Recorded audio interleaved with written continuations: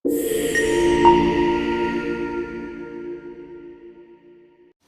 पिछले कुछ दिनों में अनेक महत्वपूर्ण कार्यक्रम यहाँ हुए। एक तो आप सबको धन्यवाद भी दिया जाए, आभार भी व्यक्त किया जाए। और मुझे लगता है कि कार्यक्रमों की सफलता में जहाँ आवाम ने सहयोग किया है, प्रशासन के हमारे सभी साथियों ने मेहनत की है, वहीं मीडिया का भी रोल बहुत ही सकारात्मक रहा है। चाहे वो G20 का आयोजन हो, उसके कारण मैं मानता हूं कि हिंदुस्तान में ही नहीं दुनिया में एक अच्छा मैसेज गया है। और जो लोग भी यहाँ आए थे, एक प्रतिफल उसका दिखाई पड़ रहा है कि अब बाहर के देशों से भी टूरिस्ट के आने की संख्या बढ़ने लगी है और आगे और बढ़ेगी। अनेक महत्वपूर्ण आयोजन उसके बाद श्रीनगर में हुए। एक आयोजन हुआ था, आप में से कुछ लोगों ने कवर भी किया। भारत सरकार के डेयरी मिनिस्टर आए थे, दोनों स्टेट मिनिस्टर आए थे और लगभग 17 राज्यों के डेयरी मिनिस्टर श्रीनगर आए थे 2 दिन की कॉन्फ्रेंस में। इंडियन सिस्टम ऑफ मेडिसिन का भी कार्यक्रम श्रीनगर में हुआ। इंजीनियर्स एसोसिएशन की बैठक पहली बार श्रीनगर में हुई है। ऐसे ही देश भर के चार्टर्ड अकाउंटेंट्स ने भी अपनी मीटिंग श्रीनगर में किया। और अभी आप सबने देखा है कि नालसा को लेकर के करीब 17-18 सुप्रीम कोर्ट के जजेज और देश भर के सभी राज्यों और यूटीज के चीफ जस्टिस और नालसा के जो इंचार्ज हैं वो आए थे। मंतव्य मेरा ये है कि अब एक हैपनिंग प्लेस श्रीनगर हो गया है और देश भर के महत्वपूर्ण आयोजन श्रीनगर में हो रहे हैं। ये मुझे लगता है कि हम सबके लिए प्रसन्नता की बात है और ये इस बात का संकेत है कि अब लोग आगे बढ़ने के बारे में सोचने लगे। वैसे आप देखें तो आज गुरु पूर्णिमा है, तो आप सबको मैं उसकी शुभकामना देता हूं। मुख्य रूप से जो विषय है, माननीय प्रधानमंत्री जी ने कुछ वर्ष पहले तय किया था कि हर गरीब के छत को अपनी छत होनी चाहिए। जम्मू कश्मीर ने भी इस संदर्भ में काफी प्रगति की है और एक वास्तविक कठिनाई ये थी कि जिन लोगों के पास जमीन नहीं थी और वो प्रधानमंत्री आवास योजना के लिए पात्र थे, मतलब एलिजिबल थे, मुझे लगता है कि यहाँ के कानून में कोई व्यवस्था नहीं थी ऐसे गरीब लोगों को सरकारी जमीन दी जाए। खासतौर से भूमिहीन लैंडलेस फैमिलीज जो एलिजिबल थे PMAY के लिए, प्रधानमंत्री आवास योजना के लिए।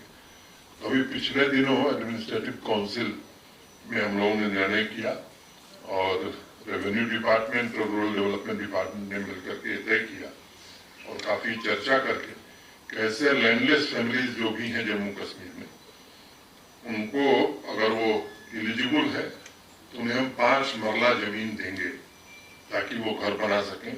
सामान्य रूप से आप देखेंगे तो 1 मरले में ही घर बन जाता है, लेकिन प्रशासन ये मानता है और मैं समझता हूं कि माननीय प्रधानमंत्री जी की इच्छा भी है कि सरकारी संसाधनों पर सबसे पहला हक गरीब आदमी का होना चाहिए। और इस दृष्टि से बड़ी उदारता पूर्वक हम लोगों ने तय किया कि जो भी भूमिहीन लोग हैं और प्रधानमंत्री आवास योजना के लिए एलिजिबल हैं, उन्हें 5 मरला जमीन हम उपलब्ध कराएंगे ताकि केवल घर न बनाए, 1 मरला में घर बनाए, 4 मरले का उपयोग अपने और अपने परिजनों के जीवन यापन के लिए कर सके। ये एक मुख्य रूप से उद्देश्य रहा है। पास भी आवास नहीं, जैसे जैसे भारत सरकार से आवास आता जाएगा वैसे उनको जमीन देकर के हम उपलब्ध कराएंगे। आप में से अनेक लोगों को मालूम है इसी वर्ष मई में भारत सरकार ने PMAY में लगभग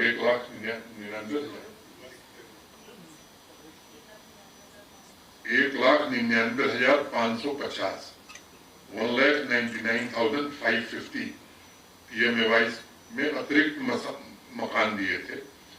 तो जो वेटिंग लिस्ट हमारी है उसको कैसे सैचुरेट किया जाए, इस दृष्टि से यहाँ के प्रशासन ने प्रयास किया था और भारत सरकार ने उदारता पूर्वक ये आवास दिए थे। अब इसकी सैंक्शन तारीख 30 जून थी और इसे जल्दी से जल्दी 2024 से 30 मार्च तक बनाने का लक्ष्य हम लोगों ने रखा है। 1,44,000 प्रधानमंत्री आवास हमने 30 जून तक सैंक्शन किए हैं। जो बचे हुए हैं उनको भी जल्दी से जल्दी 50,000 स्वीकृति प्रदान करेंगे। और पिछले साल नवंबर में रूरल डेवलपमेंट डिपार्टमेंट ने मेहनत करके ब्लॉक लेवल पर प्रधानमंत्री आवास योजना से जो भी वंचित लोग थे उनकी पहचान कराई और ये कुल 1,83,602 कितने लोग हैं जिनके पास घर नहीं थे, इनकी सूची हमने बनाई है। और हमारी प्राथमिकता है कि इन सबको सैचुरेट कर दिया जाए। मैंने हर आदमी का अपना मकान, जो प्रधानमंत्री जी की मंशा है कि सभी के पास आवास हो, ये हम संतृप्त करने जा रहे हैं, सैचुरेट करने जा रहे हैं। जो कठिनाई थी लैंडलेस लोगों की, वो कठिनाई हमने दूर कर दी है और वो लैंड ओनर भी हो जाएंगे, हाउस ओनर भी हो जाएंगे। मुझे लगता है कि ये एक ऐसा कदम है कि केवल घर उनको नहीं मिल रहा है, मुझे लगता है कि उनके जीवन में आमूलचूल बदलाव आ रहा है। और एक गरीब आदमी से जिंदगी किस तरह से वो बदल सकती है, इसके लिए प्रशासन ने एक पहल की है। और अपना घर होने के बाद निश्चित रूप से लोगों के सपने जन्म लेते हैं, आकांक्षाएं जन्म लेती हैं। और मैंने देखा है अपने 30-35 वर्ष के सामाजिक जीवन में कि गरीब व्यक्ति का जब मकान बनता है तब वो ये सोचना शुरू करता है कि कैसे अब मैं नया रोजगार करूं, अपने बच्चे को कैसे मैं स्कूल में पढ़ाऊं।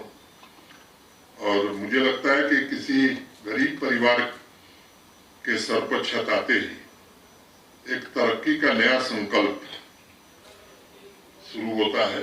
और ये जो 2,711 परिवारों को जमीन देकर छत देने का इंतजाम प्रशासन ने किया है, मुझे लगता है केवल दरवाजे खिड़कियां नहीं बन रही है, बल्कि जीवन में नए सपने पूरा करने का उन्हें अवसर दिया है। मैं ऐसे सभी फैमिलीज को हृदय से बधाई देता हूँ, शुभकामनाएं देता हूँ। जो बचे हुए भूमिहीन हैं और जो पात्र हैं उनकी भी आकांक्षाएं पूरी हो, इसके लिए जम्मू कश्मीर प्रशासन पूरी तरह से प्रतिबद्ध है। वंचित वर्गों के लिए योजनाओं की बात यहाँ काफी होती थी, लेकिन जमीन पर आप लोग जानते हैं कम उतरती थी। अब ऑनलाइन सिस्टम में और डीबीटी के कारण ऐसी व्यवस्था बन गई है कि उसका एक एक पाई उस गरीब व्यक्ति तक जाएगा और एक समावेशी विकास मैं समझता हूं कि जम्मू कश्मीर के सामान्य व्यक्ति का होगा। पिछले 3.5-4 वर्षों में सामाजिक न्याय, सामाजिक समानता की व्यवस्था कायम करने में हमें सफलता मिली है। और मैं एक बात जोर देकर के कहना चाहता हूं कि हमारी नीति और नियत, इस दोनों में कोई भेद नहीं है। नीति भी हमारी यही है कि गरीब आदमी को मदद की जाए और नियत भी यही है। और हर कदम, हर फैसला गरीब आदमी को केंद्र बिंदु में रख करके किया जाता है। और मुझे लगता है कि वो लोग अब हाथ फैलाने के बजाय जम्मू कश्मीर के विकास में अपना योगदान दें। मैं देखता नहीं वो कश्मीर का हो या जम्मू का हो, जिसके पास जमीन नहीं उसको जमीन दी जाएगी। उसमें सर रिफ्यूजीज भी आ रहे हैं जो पीओके के थे, उनके पास वही मैंने केवल एक क्राइटेरिया है, वो एलिजिबल हो प्रधानमंत्री आवास योजना के लिए, जमीन नहीं है तो जमीन सरकार देगी, that's all. No religion, no bar, भूमिहीन यही क्राइटेरिया है। और एलिजिबिलिटी ऑफ पीएमएवाई। दूसरी मीडिया पर कोई बंदिश नहीं है, जिसको दर्शन करना है बिना माइक के चले दर्शन करे, उसका स्वागत है, उसको पूरी तरह से फैसिलिटेट किया जाएगा। और अगर आप चलेंगे तो मैं खुद आपको लेके चलूंगा। आपकी सूचना के लिए कल 10,467 10,467 लोगों ने दर्शन किए थे। आज 11 बजे तक 6,801 6,801 ये संख्या है दर्शनार्थियों की। मुझे लगता है कि उस ट्रैक को इस बार काफी बेहतर बनाने में हमें सफलता मिली और बीआरओ ने बड़ा ही सराहनीय काम किया है। जहां जहां गुंजाइश थी वहां विड्थ भी बढ़ाई गई है, सेफ्टी रेलिंग्स भी वहां लगाई गई है और मजबूत सेफ्टी रेलिंग्स लगाई गई। स्वच्छता को लेकर के भी हमारा rural development department, shrine board या पूरा प्रशासन ही लगा हुआ है। 4,000 लोग साफ सफाई रेस इसके लिए लगाए गए हैं और मुझे लगता है कि जो फीडबैक कल हमने दिया था, चाहे वो सफाई हो, टेंट हो, दर्शन की सुविधा हो, 92, 94, 98% फीडबैक सेटिस्फैक्शन का लेवल है। एक काउंट पर हम थोड़ा लैग कर रहे हैं, वो ट्रैफिक, वो 78% था। कोशिश हम लोग पूरी मेहनत से, ईमानदारी से कर रहे हैं और मुझे लगता है कि 1-2 दिन में वो भी हम 90 क्रॉस कर जाएंगे। इसमें आप सबका भी सहयोग चाहिए। हम लोगों ने अपने आईजी ट्रैफिक को कहा है कि एक शेड्यूल बना करके ट्रैफिक का जम्मू और कश्मीर दोनों रीजन में कैसे मूवमेंट है, किसको कब जाना चाहिए, क्योंकि बहुत सारे लोग गैर जानकारी के अभाव में जैसे आरोपी लग गई। अब यात्री बाहर से आया है, दूसरे प्रदेश से आया, उसको नहीं मालूम है, वो चला आता है, तो स्वाभाविक रूप से फोर्सेस के लोग उसे रोकते हैं। तो ये 2-3 दिन हम लोग इसका व्यापक प्रचार करेंगे और आप लोगों से भी मेरा निवेदन होगा कि जब ये बातें आती हैं ट्रैफिक के लोग आपको बताएं तो कृपा करके इसे पॉपुलराइज करिए, चाहे वो स्थानीय लोग हों उनके लिए भी और बाहर के लोगों को भी जितनी जानकारी हो जाएगी। मैं जानता हूं कि 90% लोग कानून का वायलेशन नहीं करते हैं, 10% लोग हैं उनका कुछ इलाज खुदा मियां के पास ही, हम लोगों के पास नहीं है, लेकिन इसको थोड़ा आप लोग इसमें सहयोग करें। जब चली थी तब भी मैंने कहा था किसी गरीब आदमी को नहीं छुआ जाएगा और मुझे खुशी इस बात की है कि 1 या 2 एबरेशन हुए थे, उसको शाम तक उन्होंने करेक्ट कर दिया था। किसी भी गरीब और कमजोर व्यक्ति को नहीं छुआ गया है। अब यह है कि हम समर्थ हैं, हमारे पास अपना भी है और सरकार की जमीन भी दखल की है, तो मुझे लगता है कि मैंने पहले ही कहा कि सरकार का या प्रशासन का मूल मंत्र यही होना चाहिए कि सरकारी संसाधनों पर सबसे पहला हक गरीब आदमी का होना चाहिए। गरीब अगर आदमी है, मध्यम वर्गीय है, तो जरूर सिंपैथेटिक व्यू लिया जाएगा और कानून के दायरे में जो संभव होगा वो जरूर मदद की जाएगी। आप इस तरह समझिए कि अब किसी पंचायत का या किसी गांव का व्यक्ति है तो उसको तो वही आवास बनाना होगा ना। तो सामान्य तौर पर मुझे नहीं लगता है कि ऐसा कोई गांव या ऐसी कोई पंचायत होगी जहां सरकारी भूमि हमारे पास उपलब्ध नहीं है। तो जो लोग जहां के रहने वाले वहीं उन्हें भूमि दी जाएगी, क्योंकि अब अनंतनाग के किसी पंचायत के व्यक्ति को अगर हम ले जाकर के सांबा में जमीन देंगे तो हम उसके साथ और अनर्थ करने वाले।